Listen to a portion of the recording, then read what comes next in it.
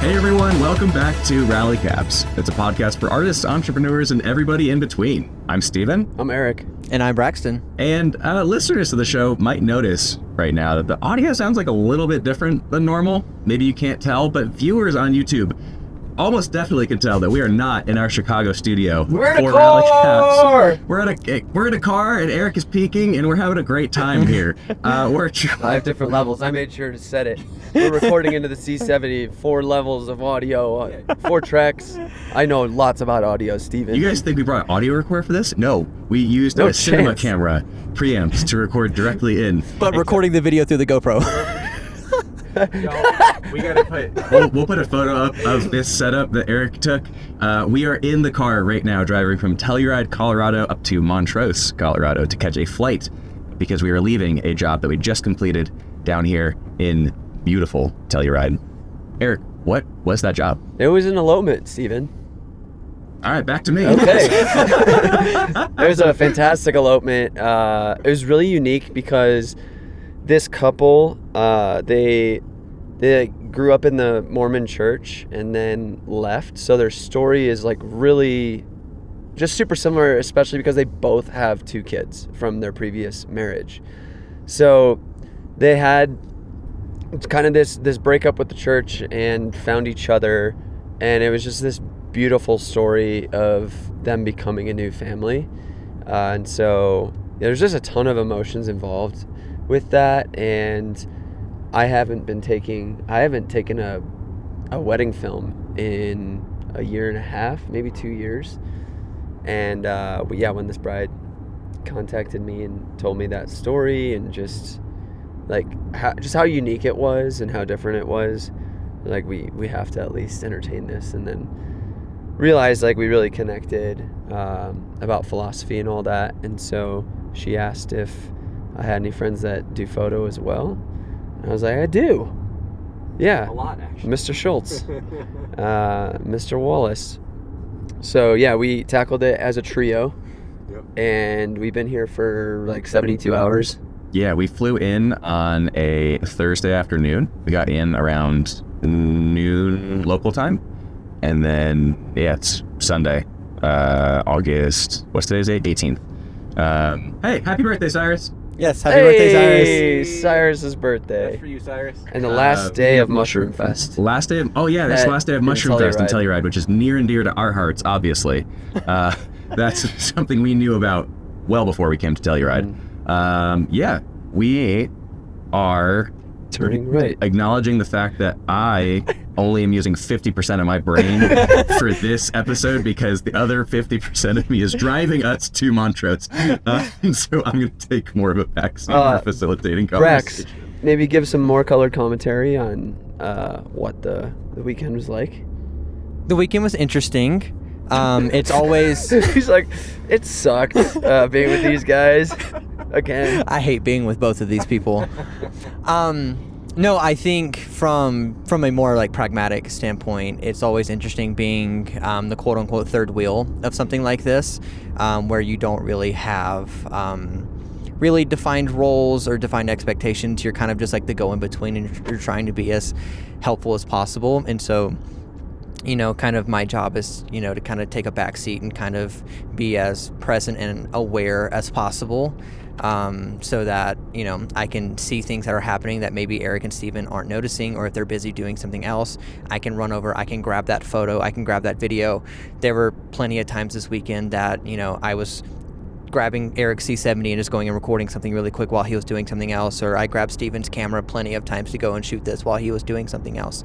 But these types of elopements as a whole are always very unique situations because on a traditional wedding day, yes, like us as vendors, we make a very concerted effort to develop close relationships with them and that sort of stuff. But it's very rare that you get to actually like basically live with these people for an extended period of time and really get to know them, get to know their children, their parents, their friends, etc. So that's why I say it's interesting. It's always like a very unique experience that it's honestly a privilege to be a part of. Not many people get to do this, and to be trusted enough to be let in someone's personal life like that is really special. And to kind of expand on that a little bit, I don't think we've mentioned this yet, but the three of us were three of, I believe, 10 or 11 total people for this elopement, and we all stayed in the same Airbnb together for the last like 3.5 days. Yeah. Which just increased, I think, like the intimacy of it and how close everyone got throughout all of it.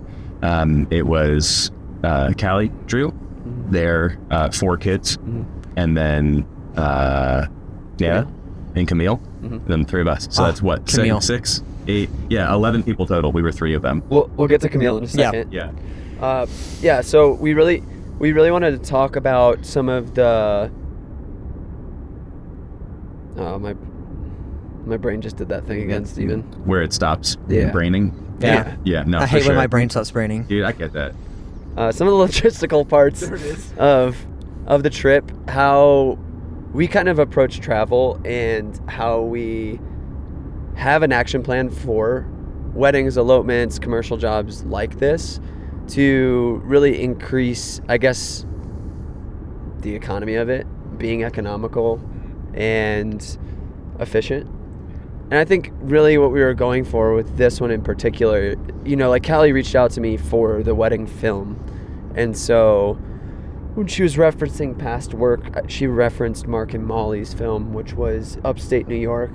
Mark was a close friend of ours in the industry, and I went up to their cabin with them 2 days after their wedding with Steven.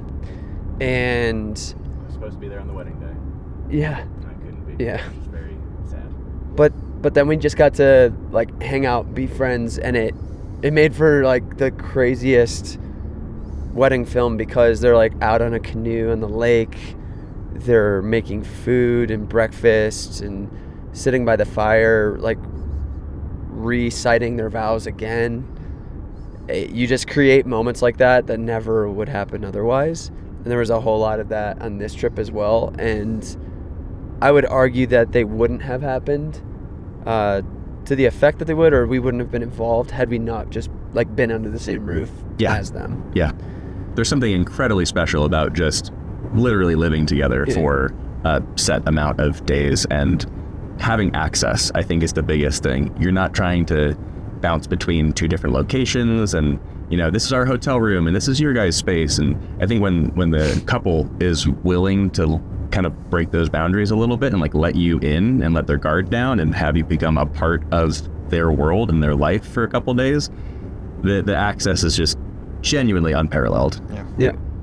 See, then you have so many more conversations. They're like letting you into playing card games. They want to hang out with you. We even did a little excursion on the day of their wedding where they wanted to go fly fishing, and Callie walked in and she's like, hey, give Drew your license, because we had talked about how I grew up fishing, but I'd never been fly fishing. And she didn't even ask me. She's like, go give Drew your license so he can get you a fly fishing license so you can try it out today. And I'm sitting there like, I want it to be your time and be special, but at the same time, I knew that was important to her to involve me in that way. And saying yes to stuff like that is really beautiful as well, because then it connected me to them that much more. And then I actually caught a fish, and it was just really cool and exciting and fun. And those connection points are so invaluable. And I don't want to jump to the end, because we'll talk about the conclusion that literally just happened 30 minutes ago. We're feeling real good about all this. But back to logistics, a lot when people do jobs like this, ask you to come and shoot, whether it's an elopement or you're shooting a commercial out in the mountains and kind of these more remote places, travel's just really difficult. Like, it's really complex and it's expensive. And so in this one in particular, since it's such a cool piece and job and story and all this, most of the time when I book these elopements and they really match with philosophy, and I know it'll be like this really robust portfolio piece and experience, I love splitting travel 50-50 with those clients. If it's a really expensive place, that's kind of the cost I look at for going to a place that really no one else has before, and getting something in your portfolio that probably nobody else has either. Because if you look at it, ratio wise to the profit of the job, it's just the cost of doing business. That's how I see it, relative to a pretty fair rate for shooting a wedding over, you know, a couple days and being as chill as it is. Do you do that, Braxton? How do you deal with your own personal contracts with travel? For travel, I mean, mostly my couples almost always cover travel. Yeah. But that's usually only in specific scenarios. I agree with Eric that a lot of times I chalk most of it up to just doing business. I only shoot a handful of travel weddings a year. Most of my weddings are based out of Chicago, or kind of the surrounding Chicagoland area. But like, for example, I shot a wedding not that long ago in Indianapolis, which is like a 3-hour drive or so from Chicago. And I see a lot of vendors that will try to implement these like $1 per mile or, you know, $100 per hour driven, and like all these very weird rules in their contracts about travel pricing and stuff. And I look at that as just, that's the cost of doing business.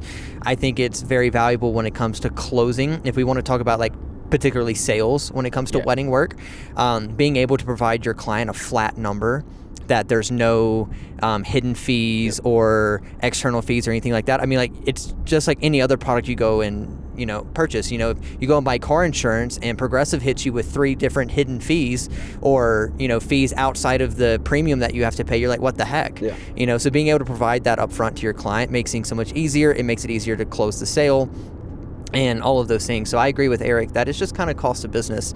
And, you know, and if you're fortunate enough to work in a good market, you just build it into your pricing. Again, I think it's also a nice way to build trust pretty quickly. That as well, exactly. because you just like start off on a really good foot saying like, hey, I'm in this with you. Let's be on the same team and be excited about this together. Like, we know it's expensive to get there, but let me tackle it with you. And then in that as well, we are looking at how to get to Telluride. Yeah. And so this is another trust building experience with your clients where it would be insanely convenient to fly right into Telluride, right? Yes. Yeah. Yes and no. Yes and no. Yeah. But in a perfect world, everyone would be like, yeah, I want to fly direct Chicago to Telluride. Right. Those flights are like round trip $1,000. They were, so yeah, the process of booking travel for this was very interesting because I think we did this about 2 months before the wedding. We were looking at everything and we learned very quickly that not only are there 0 direct flights from Chicago to Telluride, which we didn't love for a number of reasons. 1, nonstop is obviously just preferred in any situation, but 2, because we were traveling with a substantial amount of gear and all the airports around this area were all regional. We didn't know if we'd have to end up checking our personal bags as well, like our carry-on bags, and we didn't want to risk there being some kind of hiccup in the chain of a connecting flight to Telluride and a bag getting lost and we're suddenly down certain pieces of gear. For all these reasons, we just wanted to keep things as direct as possible and as like low risk as possible too. So then we started exploring the surrounding area. We've ruled Telluride out, so obviously Boulder came up as an option as well, which was, you know, fine. It was certainly less expensive. It was direct, but it was also like a 5.5-6 hour drive away from Telluride. Right. So we didn't really want to have to factor that in. Same with Denver. Same with Denver as well. Was Denver really the first one we looked at? Actually? Denver's really cheap to fly Chicago to Denver. But yeah, we don't want to have to then get in a car, drive 6 hours. Because we would have had to wake up at 5 a.m. today and then just drive straight there. Which it's not the end of the world. Like, if that's something you have to do, it is what it is. And there are places like that. If you're going to Teton, if you're going to Yellowstone, like you're most likely going to have to do that. And then you're just building it into, you know, how long the trip is going to be. But we found Montrose, Colorado, which I never heard of. Yeah, no, I was actually honestly pretty proud of this because I did a little digging and had never heard of this town. Didn't even know they had an airport, but they have a small little regional spot. They had direct flights from Chicago for whatever reason. And they were half the price of the Telluride ones. I think round trip, each of our tickets were like $550, $600. Yeah. And then, you know, factor in that we're splitting travel cost, you know, about $325 a person, roughly. Or no, I'm sorry, 300 even. Yeah. Not bad. No, not bad. So, but then you bring that to the client and you're like, hey, because I mean, they drove in, but sometimes clients like this will be flying in, they're like, and they paid that premium. And so they might be expecting you to be like, yeah, we're flying in and you have to split that bill with me. But instead we're like, hey, again, since we're 50-50, like we actually want to get a reasonable flight as well. And something that's like not, you know, the 6 hour drive thing. Like we're actually going to fly into Montrose and then drive down. We'll get our own rental car. You don't have to deal with any of this stuff. We'll take care of all of it. And it's way more affordable. Here's this option. Otherwise, we can fly direct if that's what you want to pay for. And then, yeah, she was just like, oh, no, your plan sounds perfect. Let's do that. Again, trust building.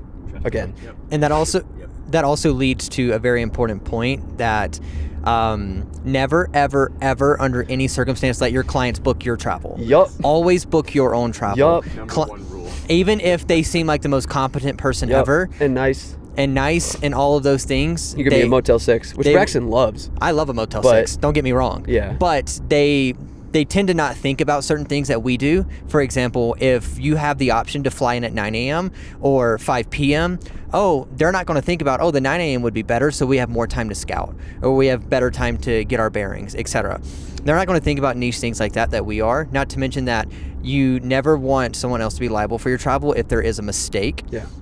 Because then it's just feel bads all the way around. Mm-hmm. Client is mad, you're mad because you're not getting to work, etc. You always want that liability to be on you because, it's the age-old saying that if you want a job done right, do it yourself. You never want someone else to be responsible for your travel. I've seen too many mistakes happen. It literally just happened to me a few weeks ago. It wasn't my own personal job. I was working for someone else, and so the person I was working for made the decision to let the client book the travel, and we had a few not so great things about our travel. It ended up being fine, but it's just one of those things that make sure to communicate that with client up front, that hey, regardless if you're paying for all of it, you're paying for some of it, I'm going to book all of the own travel myself.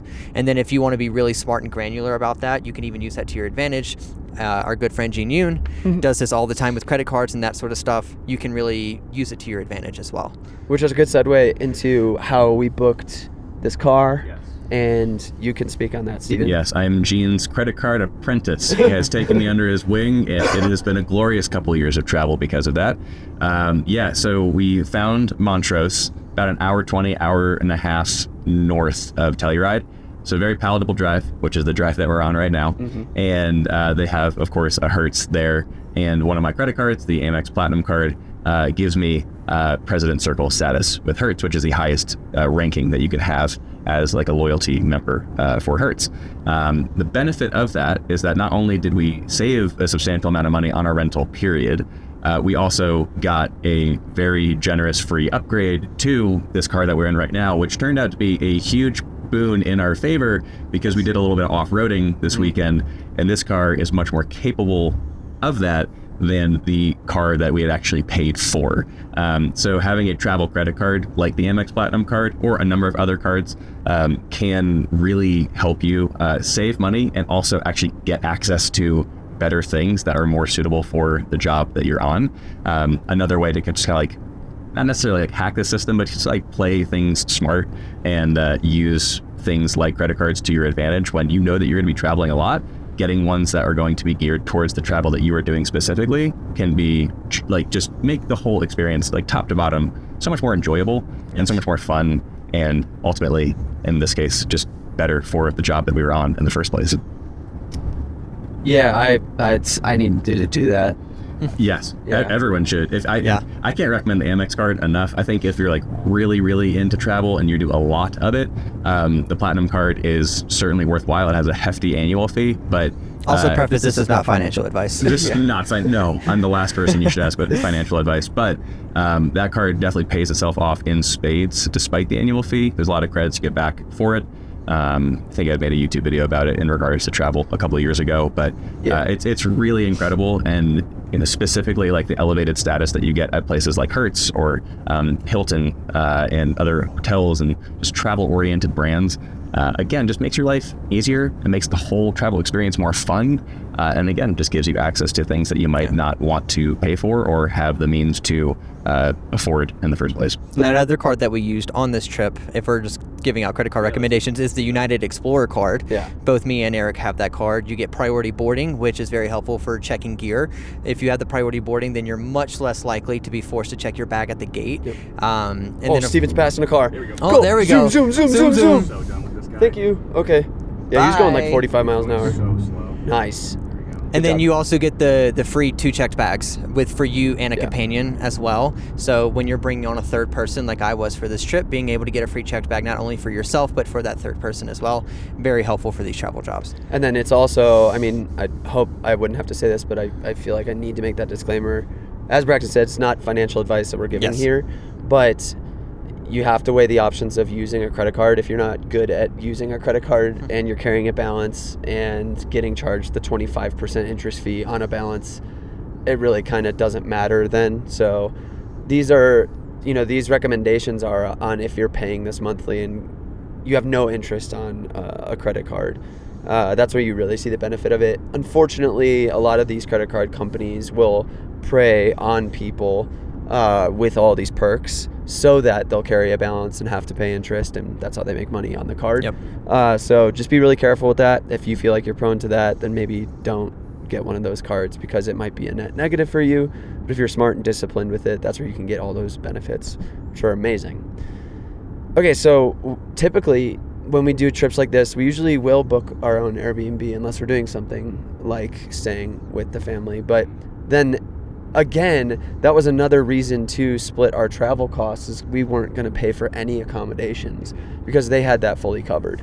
And that was a massive, beautiful house on the side of a mountain looking into the Telluride Valley. And then we didn't have to pay for food either because part of this whole thing was that they were bringing their friend Camille to be our private chef for the entire weekend. And it was phenomenal. It was unbelievable.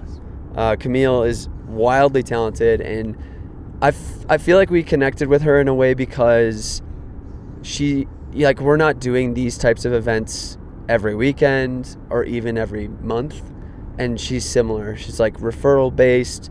She'll do these every once in a while, stuff like this. She's a bartender, she's a server, she's a chef, she's a runner, she's a track star. But just phenomenal talent in the kitchen. And every single meal, Braxton was saying, he's like, you're cutting right now, but he's like, I haven't had 3 nourishing meals every day in like a 2-day or 3-day span. As long as I can remember. Yeah. I've ate more food in the last 3 days than I have in the last 7 months. It was phenomenal. Can't speak highly enough of Camille. So, I mean, that's another perk of a job like this, and all the more reason to be lenient on these other areas to again, build trust and relationship with your clients, because you're getting all of these added perks, and you're looking at the difference of what the flight cost you at that 50% rate for travel, and you're seeing how much you would have paid on an Airbnb, how much you would have paid on food. And then on top of that, you're getting this incredible experience. And what you're filming and photographing is that much more interesting because that's going to be such a big part of the photo gallery and the film, is all the food we were partaking in and having family dinners and enjoying that time all together. Them as a family enjoying that time together, and it being an integral part of the experience of the whole weekend. So logistics, we talked about the flight in, the drive out and back, the accommodations. I think maybe just talking a bit about like our service and what we provided. Do you want to break down what exactly we did also, video wise, kind of like the split there? Yeah. So as Braxton kind of mentioned earlier, he was split between photo and video on the trip and helping and assisting in different ways, because like having one person on each thing was probably enough for this trip, but we always love having an extra set of hands that's competent and can help in these situations, because like this one, out of any one that I've done, was probably the chillest. There was no rush really ever. I felt like the only hint of stress we had was just before ceremony, because it was pouring rain. And, there's tension. Everyone's like, oh my God, we're about to go down to the valley and it's pouring rain, and is it going to stop? And then it did, and the sun came out and it was glorious and everything was fine. The grass wasn't even wet somehow. I'm still confused by that. Heck? I don't Did it not marched rain out in the into valley? Maybe not. We marched out into a field and had the ceremony, very intimate little spot on this awesome rock with beautiful mountains in the background. Oh, and gorgeous. none of the grass that tall grass we had to hike through, not wet at all. I'm still baffled by how that was possible. Yeah. So I don't know, but so the way I operate as far as films like this, I do like a 4 to 6 minute film that incorporates everything that we do: audio, music, everything we captured. And Steven's just gonna, have a gallery that I assume you'd probably split between days, maybe. Yeah, I'm going to organize it basically Thursday, Friday, Saturday as 3 distinct days because there was enough on each day happening that I think it just merits a more like simple day breakdown rather than, getting ready and ceremony and, the more traditional way because, it just was very not traditional. Yeah. And so we got in on Thursday around noon into Montrose. So we got into town before them, into Telluride actually. So we just kind of hung out, started scoping some stuff, got some snacks, got into the Airbnb about 4:30, and that evening just had dinner and hung out. And then just casual photos, hanging out, get to know the kids especially, I think was really nice to kind of like introduce ourselves as people that would be just like strangers, adult strangers that are just hanging out in the Airbnb for the next few days. I think it's very important in those early moments to kind of lay a foundation of trust. Right. Even if that means putting the camera down and not being in shooting mode and just like being a part of the family, really getting to know them, but also making them as comfortable around you as possible. So when those shooting moments do come up, nobody flinches, no one looks at you, no one thinks twice about it. One of the easiest ways to do this is just to ask questions. Like if you feel like conversation is lulling, just have an arsenal of questions ready to go for whoever's sitting across the table. And, if they're interested in you and they're wanting to build a relationship with you two, they're going to ask you questions in return. But if you really just focus on it being less about yourself and more about them and learning about them, that's a really good reinforcement on that trust and then you just understanding them that much more. So I love having that flex day in situations like this too, because if travel goes awry and we had to come in super late, it's not the end of the world that we missed that. If we had to get in the next day, it's still fine. You have less time to do that trust building and feel more comfortable, but you just have more insurance that way. On Friday, my memory's terrible. So we started Friday, nice breakfast with the family, which was very fun, and then that was when we hiked to the lake. The off-roading and lake hike. Yeah, so we went up to a lake that was probably close to 10,000 feet in elevation. Yeah, I would say so. It was insane. It was absolutely gorgeous. And Camille did like this crazy spread of food and made the most insane sandwiches for us. But yeah, it literally felt like we were living in a movie. And huge mountain range behind, this quiet, still lake. The family kind of hung out, hiked around, and then they kind of went into town to do their own thing. In the afternoon. Yep. So that was another really nice part about this. There was a lot of gap time built into each day. So the three of us had plenty of time to kind of come back to our room, dump footage, make backups, charge batteries, all of the kind of maintenance level things that you have to do. Never felt stressed about that. No, never. And we just had a lot of time to ourselves to either like take a nap, to read a book, chill, get a little bit of work done, and kind of recharge our batteries to then go into the next portion of the day feeling just so excited and ready to go. And also, I think it's important for the family as well, too. Like, you don't have to be near them 24/7. Right. This is about them as well. And so making sure that they have space to just kind of do whatever they want to do. And, I think a lot of photo, video people in this industry, including myself, can fall guilty to feeling like you have to document every second of everything that's happening. And truth be told, that tends to work against you when it comes to giving your client a great experience. And editing process. Yes, and editing process. Knowing when to take a step away and kind of let them do their own thing and just kind of putting the camera down is really important in these types of events. Fully agree. Yep.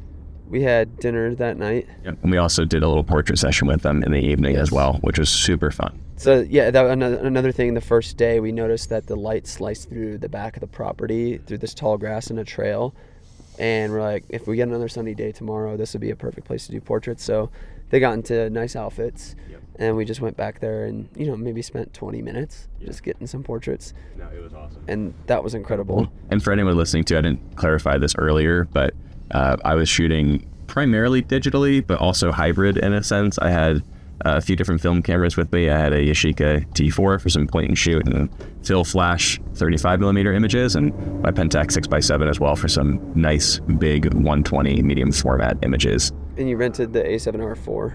I rented the A7 IV digital front. Yeah, this was my first full Sony wedding for a wedding. Wow. How dare you? Because you've been rocking the A7C II now for a little bit. Yes, for about 4 months, I think now. Have absolutely loved that camera and just wanted a second digital body, obviously, to have just all my bases covered and have a backup body. I used it quite a bit, actually. I had also rented a Sigma 24-70 Mark II, the one that came out like 3 months ago. Yeah, correct? the one with the aperture ring. With the aperture ring, right. Yeah. Yep. Loved that lens, loved the body. Great combination together. Found it to be super snappy, really nimble, lightweight, just really good complementary camera to my A7C II with more or less kept my 50 1.4, the Sony G Master on there. But yeah, it was a nice combination between film and digital for this, because when you come to a place like this, it's, for us at least, impossible not to shoot film. Like, these guys were more on video than anything, and they still had their cameras, their film cameras. What did you guys bring? I had my Yashica Mat 124G, the love of my life, and also my Pentax 6x7, which I also love dearly. Kind of just throwing those around. I also have my Leica Q, which is kind of just always around my neck. You had a lot of cameras. Yeah, I tend to carry all the cameras around with me on the wedding day. And then I don't know if we want to talk about like the digital video stuff that we shot with, but yeah, brought both my C70s. We used the second one ceremony only, pretty much. I shot with it during the rain pre-ceremony, and then yeah, I just rocked the C70 full rig with a 7-inch monitor pretty much the entire time. Brax was on Super 8. We shot a roll of 200T. You finished the roll of 50D. Almost done with the roll of 50D. Sweet. You still have to shoot out the window a little bit. Yeah. Yeah, and then you had your Panasonic Lumix S2SQ 5000 machine. Yes, I was shooting on the Lumix S52X. Fully rigged out as well. All that good stuff. Yeah, it was like half the weight of my C70. He hated my C70 rig. It's so unergonomic. Okay, so what we did on Saturday. Friday ended out, hung out again in the evening. Yep.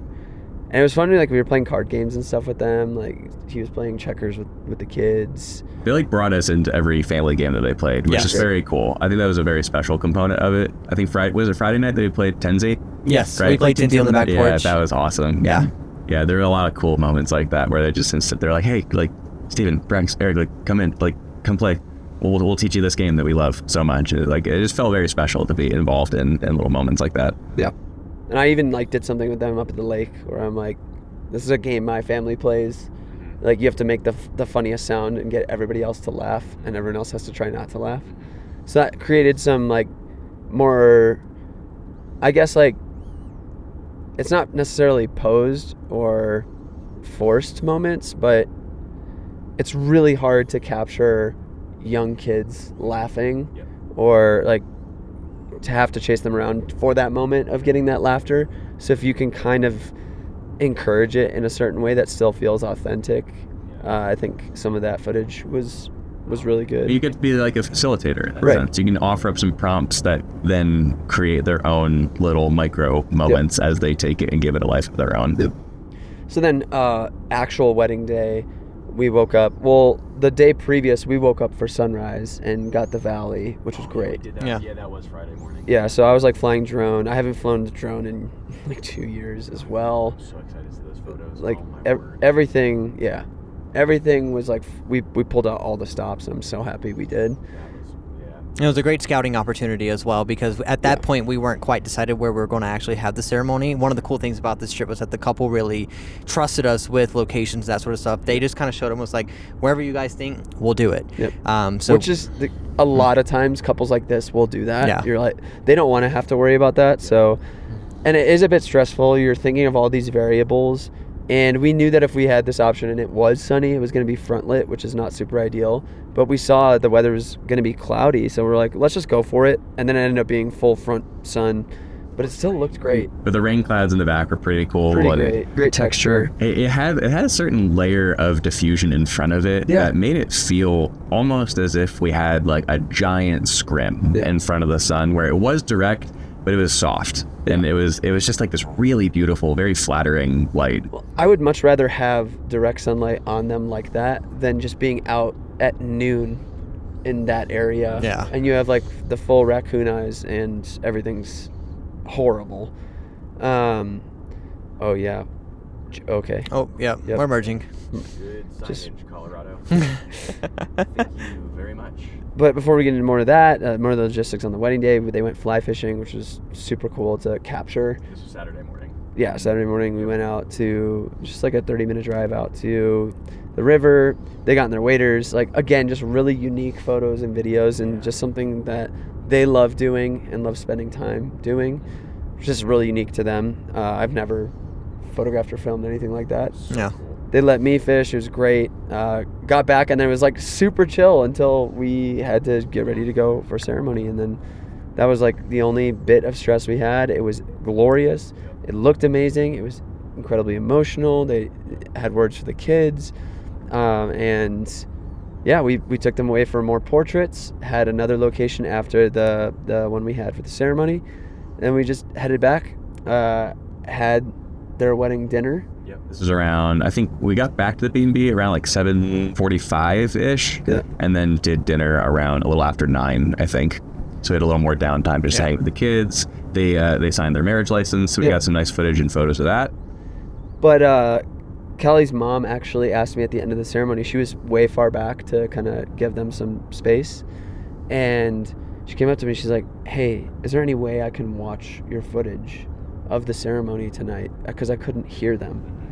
I'm like, okay, well, if I just do the back cam, it's gonna be the same thing. Yeah. So I'm like, this is a good opportunity to just have a special moment for everyone. Yeah. So it was really easy just through the back cam, knowing that we would be crossing the camera and letting them know that that would be the case. But got both of their audio, synced it up, colored it, did audio, did an export of about the 10 minutes of the full ceremony. And it was one of the last things we did last night. Yeah. And they watched it, and it was like everyone in tears all over again, watching it back on my laptop just on the kitchen table.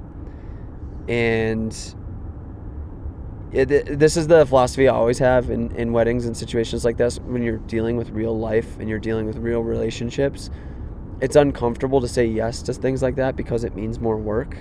But when you really strip it down, it's like it's very minuscule in the amount of work you're doing throughout like the entire trip, the day. Yeah. And when you get yourself in it, it becomes like really easy. You know how to do this. You know how to do it quickly, efficiently. And there's a very low bar of what it actually is and what it asks of you to then have an unbelievable experience for your client. And so then we compounded that again this morning. If you want to share that. Yeah, we kind of a slow trickle effect, as you kind of heard. We had a lot of really cool moments over the past couple of days. And as we've been doing that and having time during the days to back up photos and build out a Lightroom catalog, I've been slowly chipping away at some of the photos and getting, just kind of baseline edits created. And Braxton had brought his Fujifilm Instax printer, which allows you to take digital photos and print them onto actual Instax film, which is a really special way to give someone a physical token of what they just experienced. So we kind of compiled a nice little gallery of 10 images that represented key moments throughout the past couple of days, edited them, airdropped them over to Braxton. He printed them out through his printer, and we had 10 really gorgeous little photos on this Instax film that we got to surprise them with after we took some photos with them upon our departure this morning. And that just brought, again, another wave of tears and emotion and very kind words from Callie. It was extremely sweet, and like Eric said, just one of those things that, yes, requires a little bit of work on your end and moments that you might want to just choose to rest or hang out or not do work, but to persevere through that and to make space for those little magical moments, it goes beyond anything that they would have expected. And she said as much too. Like she didn't know what to expect going into this weekend, inviting 3 strangers into their own, home essentially with family and kids around. And it was very, very cool for her to just kind of, I guess, encourage us in that sense, saying like, you guys just blew us away and exceeded any expectation we possibly could have had. It was a really, really perfect way to end the weekend. Yeah. I think, honestly, that's a perfect segue into something that I think it's really important to talk about in terms of practical advice for people out there. I give this away a lot in mentor sessions. We're going to give it away here because we love rally caps. But when it comes to, when I do those, I talk mostly about sales, inquiry process, and second shooting, and specifically scaling your business to 6 figures. And a large portion of that process is second shooting. When it comes to being the best second shooter you possibly can be, the second shooting's hard because you do have to swallow a bit of ego, because you have to understand that you are not the most important person on that day. You're not the lead shooter. You're not the one that's been communicating with client. You're not the one who's been doing all this grunt work up front. You're there to just do a job and leave.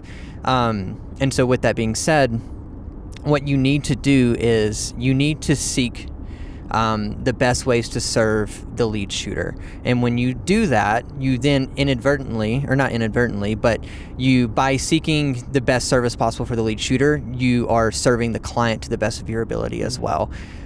Second shooting is not about shooting at all. And I think it takes a lot of people a long time to understand that. If you are working with a good shooter, they do not need you to take 3,000 photos. Yep. They do not need you to record 3 hours of footage. What they need you to do is be hands on deck and be eyes open and aware and be able to proactively do things that make the day more smoothly. And for me, in the way that I have found most success doing this is by I kind of made the comment to the couple the other day that I'm kind of just running personal relations all weekend. I'm the person that, within a few hours of being at the Airbnb, I'm calling her mom Nana already.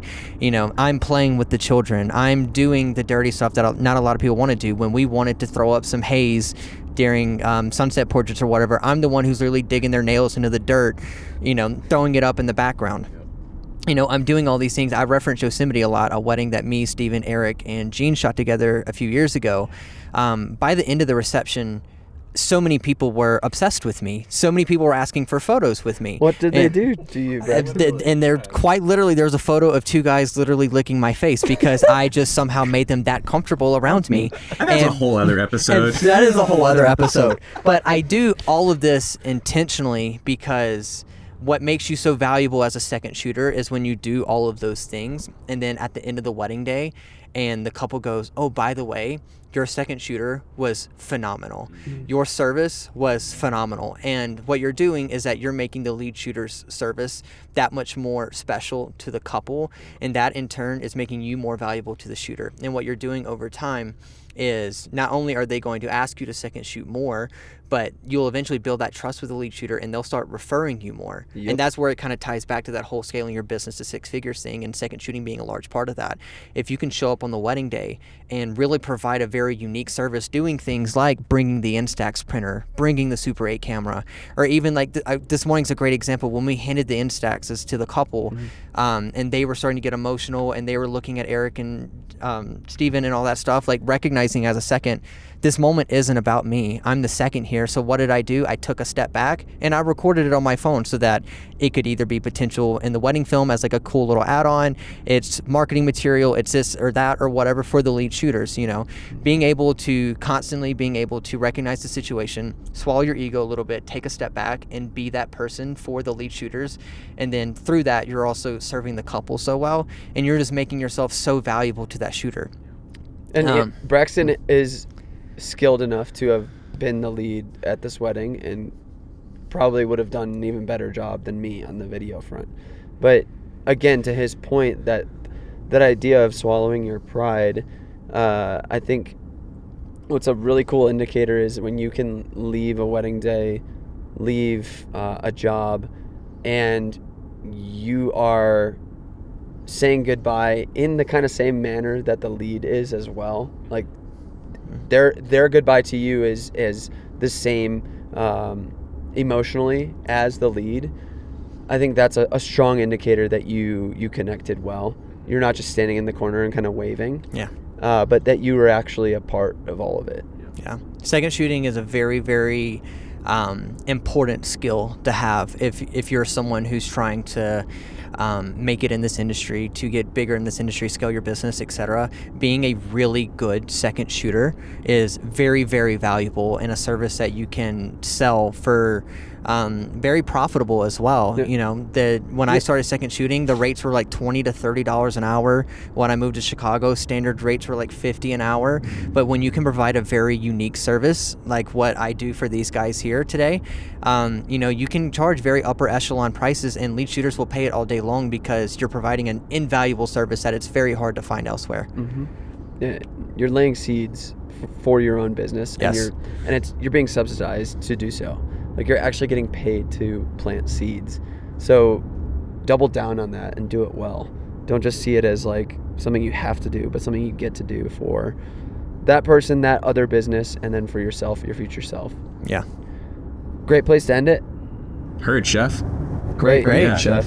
Hey, if y'all made it all the way to the end of this atypical episode of Rally Caps, thank you so much for bearing with us. I hope you had a fun time. If you want to see more GoPro in the car episodes, honestly, might be down for it. Yeah, right? Just drive around the city. It's kind of fun. Yeah. I think we could figure out a cool way to even like rig a car up with mics so we don't even have to be holding anything. But super fun time. Thank you for being here. If you enjoyed the episode, please let us know in the comments below on the YouTube video. Subscribe to the channel, like the video, leave us a rating on Spotify, Apple Podcast, all that good stuff. We love y'all. We really appreciate you being part of the Rally Caps team, and we will see you next week. Peace. Bye. Later.